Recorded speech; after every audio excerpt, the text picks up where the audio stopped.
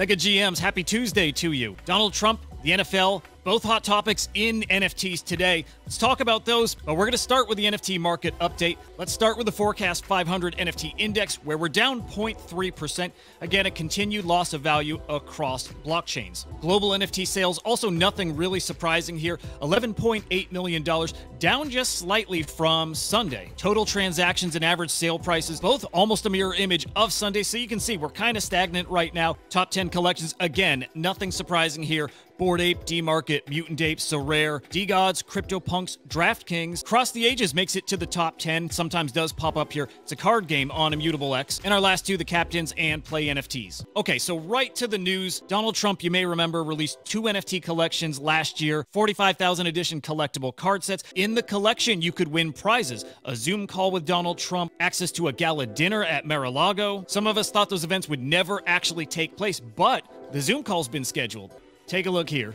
September 19th, mark your calendars. If you hold one of the prize NFTs, you're attending the Zoom call. It's around a 20-minute Q&A session. I don't know many other opportunities you would have to speak to a former president. As controversial as he is, there is something historic about what's happening here in the NFT space. Those prize tickets were won by random collectors, but you can grab them on secondary markets for as low as $30 right now. So not too bad for really, I will call it a little slice of history. Next, we have really big news coming from the NFL, more specifically the NFL Players Association, who's terminated their relationship with Panini. If you're not familiar with Panini, they offer collectible cards. Most people think of traditional cards, physical, and yes, they do have that. Football, baseball, NBA, both pro and college level. They also were one of, if not the first, sports NFT collectibles. All the way back in January 2020 is when they began. They have 1/1 NFTs, they have cheaper, more common collectibles. But make no mistake, they're significant and they've done numbers. $63 million total on the Panini blockchain. So losing their license to the NFL players is a huge hit, and it's sad to see it go. Now, what do you say we got a little artsy here?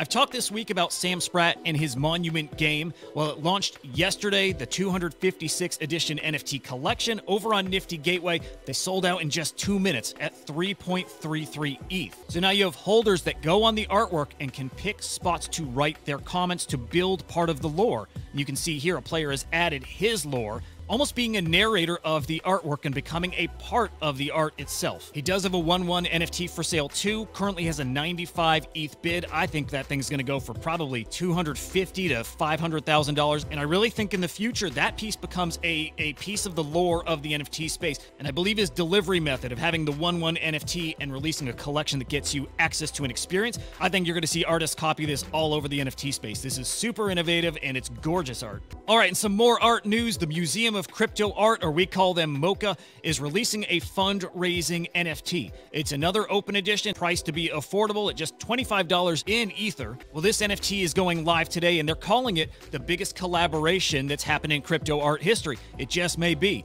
713 artists and 713 pieces of artwork stitched together to create one giant mosaic. I'll be buying one of these. I expect no value, right, at $25, but probably thousands of editions will be minted. I don't expect any return on my investment, and I look at it simply as a donation to them, and I hope these guys thrive. Now, some more art for you. Slime Sunday, his Burn to Redeem event has kicked off. Burn your NFTs either on Ethereum or on Base. Receive an open edition NFT from Slime Sunday. So far, 1,000 editions of the Ethereum version have been minted, and 2,400 of the Base editions have been minted. All right, what do you say we talk about Friends? Everyone's talking about it. And yes, I'm talking about Friend.Tech again. Well, a small update there. While you could buy and sell shares of your friends, they've gone ahead and renamed shares to now keys. Probably to get around being called a security. You now buy a key to your friend. Those keys can be sold and traded. And how does this tie into NFTs? We have influencers like Pranksy that are using the funds from the keys, buying an NFT like this doodle he bought, and he's going to give it to one of his followers. And look, this is really no different than what's happening in the NFT space.